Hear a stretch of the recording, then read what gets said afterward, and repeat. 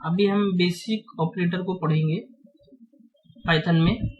Basic operator basically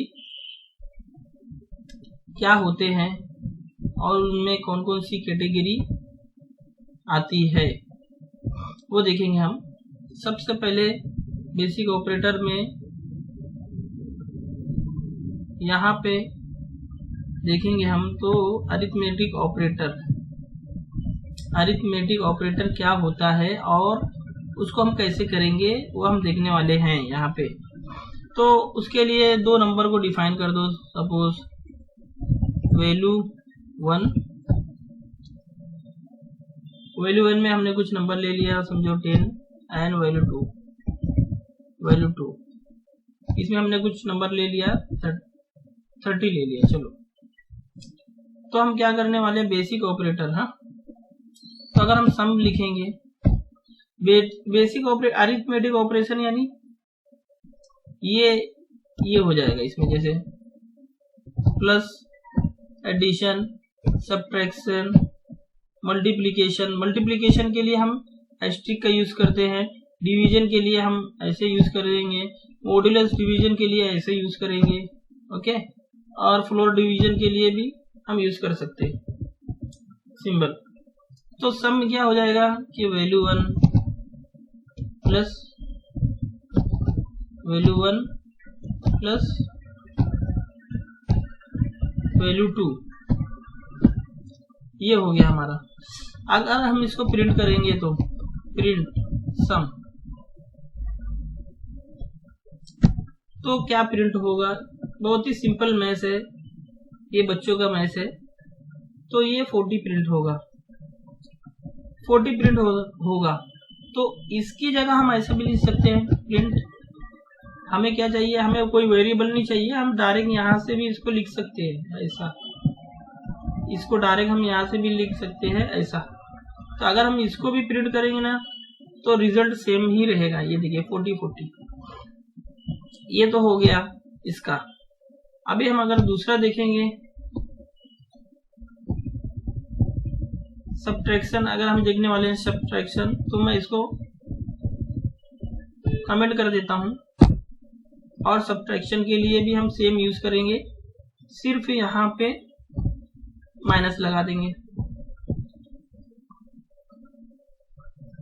और यहाँ पे अगर हम चलो दूसरा वैल्यू ले लेते हैं यार, कुछ भी, हाँ रिजल्ट ले लेते तो सही रहेगा। चलो रिजल्ट ले लेते हैं, यहाँ पे हम रिजल्ट ले लेते हैं और यहाँ पे भी हम रिजल्ट डिफाइन कर देते हैं। चलो वो बार बार हमें चेंज नहीं करना पड़ेगा, ठीक है।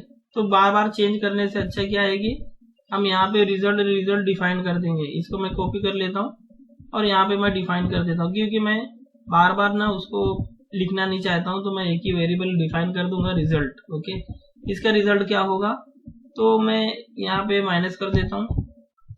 सेम मैंने कॉन्सेप्ट इस यूज किया है। अब देखते हैं कि इसका आउटपुट क्या आता है। यहाँ पे देखिए -20 आया। -20 इसलिए आ रहा है कि 10 माइनस ये हो जाएगा 10 माइनस 30 तो -20 देगा। तो यहाँ पे मैं कुछ और दूसरी वैल्यू ले लेता हूँ। चलो 100 ले लेता हूँ और यहाँ पे मैं ले लेता हूँ कि चलो 30 रहने देते। अब देखते हैं इसका आउटपुट क्या आता है। कुछ ऐसी वैल्यू ले लेंगे, ओके 70 आ रहा है, ठीक है। यानी 100 माइनस 30 70 आ रहा है, ठीक है। चलो अच्छी बात है। तो अगर हम इसको मल्टीप्लाई कर देते हैं, यहाँ पे मैं इसको कॉपी करके वापस से अगर पेस्ट करता हूँ, ये क्या करना है, अगर आपका कॉन्सेप्ट क्लियर हो गया ना तो आप कॉपी पेस्ट ही करके पूरा काम कर सकते हैं। गूगल पे जाएंगे, जो भी आपको कोड चाहिए लिखो, हो जाएगा।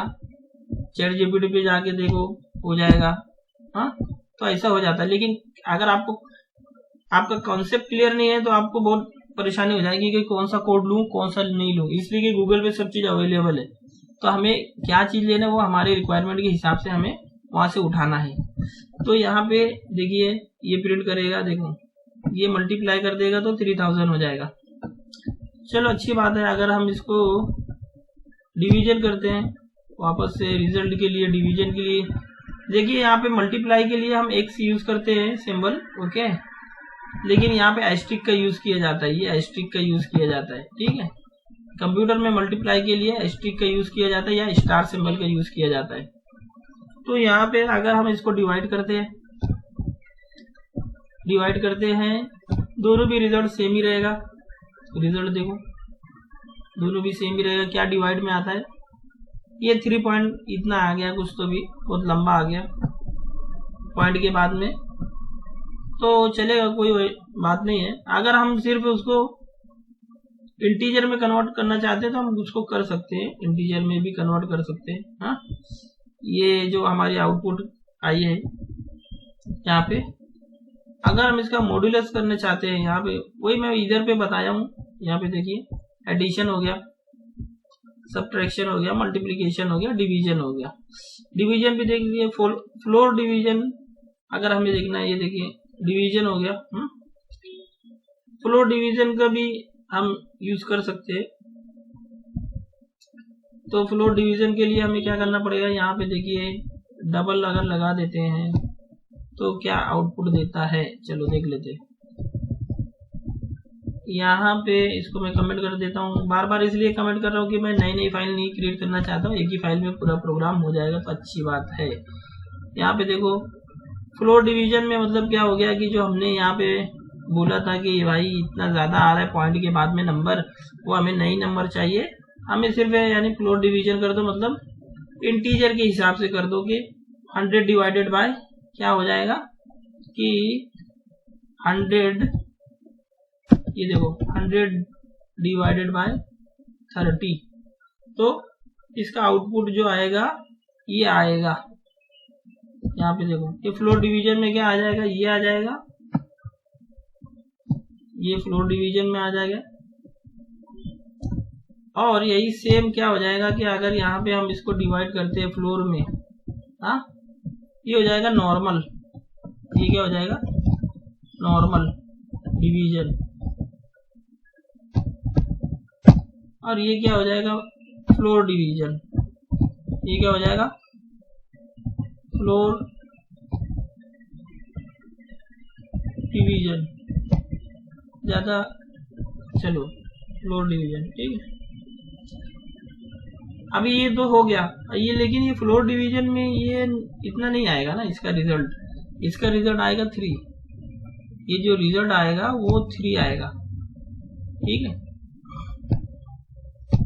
ये हमारा हो गया। अगर हम मॉड्यूलस ऑपरेटर का यूज करते हैं, मॉड्यूलस मतलब रिमाइंडर हमें क्या चाहिए, अगर हम इसको 100 को डिवाइड करते हैं 30 से तो रिमाइंडर कितना आता है वो देखेंगे हम।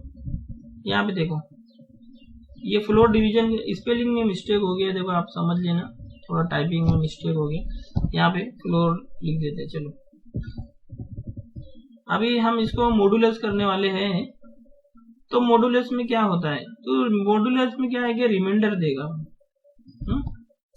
यहाँ पे देखो ये रिमाइंडर देगा, ये अगर हम इसको परसेंट साइन लगाते हैं मतलब मॉड्यूलस मोड यूज कर रहे हैं, मॉड्यूलस यूज कर रहे हैं, या रिमाइंडर के लिए हमें प्रोसेस करना है, बहुत सारी बातें बोल सकते हैं एक ही, लेकिन हमारा जो एम है वो यही है कि हमें भाई रिमाइंडर दिखा दो कितना है इसका। अगर 30 से हम 100 को डिवाइड करते हैं 30 से, तो ये हमारा हो गया मॉड्यूलस का।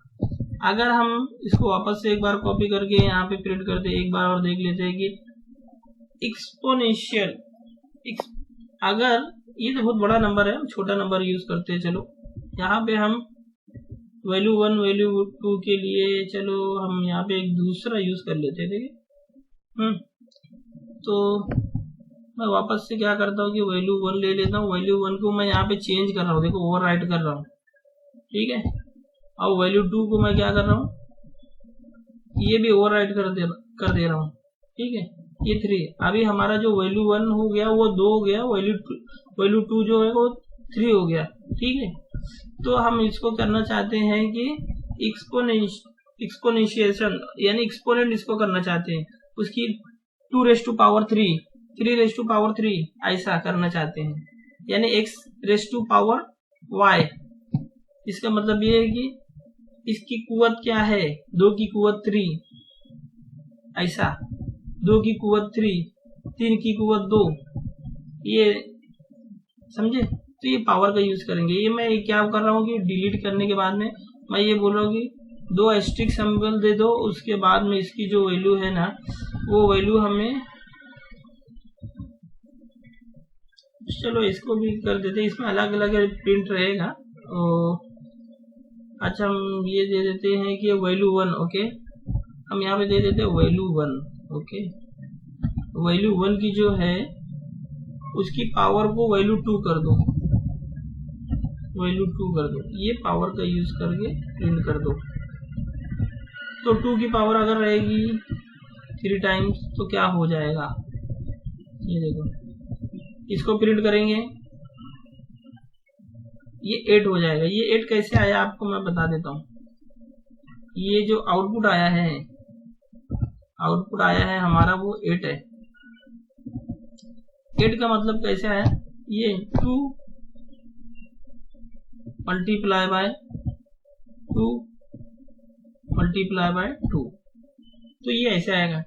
ये अभी कैसे हो जाएगा, यानी ये 4 मल्टीप्लाई बाय 2, ये 2 जब मल्टीप्लाई करेगा तो 4 हो जाएगा, 4 मल्टीप्लाई बाय 2, ये फिर से 8 हो जाएगा। यानी ये पूरा जो एक लाइन है ना वो पूरा सेम ही है। तो इतना हमने देखा है अभी, और उम्मीद है कि ये समझ में आ गया होगा आपको। इसके बाद में हम देखेंगे कंपैरिजन ऑपरेटर।